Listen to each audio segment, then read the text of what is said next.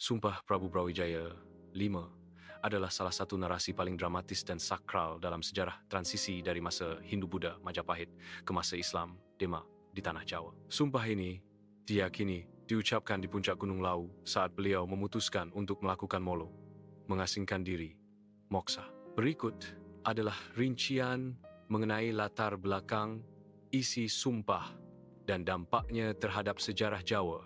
Latar belakang: pelarian ke Gunung Lawu.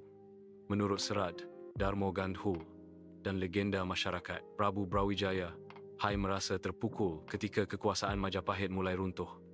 Terjadi dilema batin karena sosok yang dianggap sebagai ancaman bagi kekuasaannya adalah putranya sendiri, Raden Patah. Ditemani oleh dua pengikut setianya, Sabdo Palon dan Naya Genggong, sang Prabu mendaki Gunung Lawu. Di sana, terjadi perdebatan batin yang hebat antara kesetiaan pada keyakinan lama dan kenyataan zaman yang baru. Isi sumpah Sabdo Palon Brawijaya. Sumpah ini seringkali dikaitkan dengan perpisahan antara Prabu Brawijaya, yang dalam beberapa versi disebutkan akhirnya memeluk Islam demi persatuan dengan penasehat spiritualnya, Sabdo Palon, yang menolak masuk Islam. Ada beberapa poin inti dalam narasi sumpah ramalan tersebut. Kembalinya agama asli. Sabdo Palon bersumpah akan kembali lagi setelah 500 tahun untuk membangkitkan kembali kejayaan ajaran lama, budi dan tatanan asli Jawa. Bencana alam sebagai pertanda. Sumpah tersebut menyatakan bahwa jika saatnya tiba, akan muncul tanda-tanda alam seperti gunung meletus, sering dikaitkan dengan Gunung Merapi, wabah, dan goro-goro kekacauan sebagai tanda transisi zaman, kutukan bagi yang berkhianat.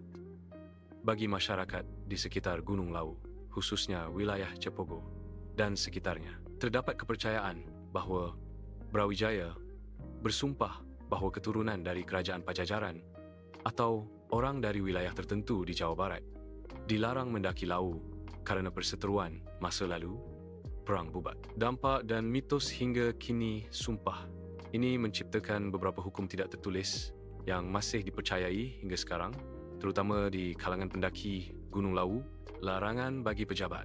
Ada mitos bahawa pejabat negara yang posisinya tidak kuat atau memiliki niat buruk akan segera lengser setelah mendaki Lawu karena disapu oleh energi sumpah sang Prabu. Warna pakaian. Larangan mengenakan pakaian berwarna hijau pupus bagi pendaki kerana dianggap menghina kekuatan gaib yang menjaga wilayah tersebut. Hubungan Jawa, Sunda. Sumpah ini memperpanjang luka sejarah perang bubat, di mana secara tradisional dahulu kala ada semacam tabu untuk pernikahan antara orang Jawa dan Sunda. Meski di zaman moden hal ini sudah mulai pudar. Makna simbolis. Secara mendalam, sumpah Prabu Brawijaya sebenarnya melambangkan perlawanan batin sebuah kebudayaan. Raden Patah mewakili masa depan dan perubahan, sementara Brawijaya Sabdo Palon mewakili akar dan tradisi. Meskipun Raden Patah adalah penguasa secara fisik, sumpah Brawijaya memastikan bahawa nilai-nilai spiritualitas lama tidak akan hilang begitu saja, melainkan akan tetap membayangi sejarah Jawa selama berabad-abad. Apakah anda ingin melihat kaitan sumpah ini dengan ramalan Jayabaya, atau lebih tertarik membahas detail perpisahan Brawijaya dengan Sabdo Palon di puncak Hargodalam?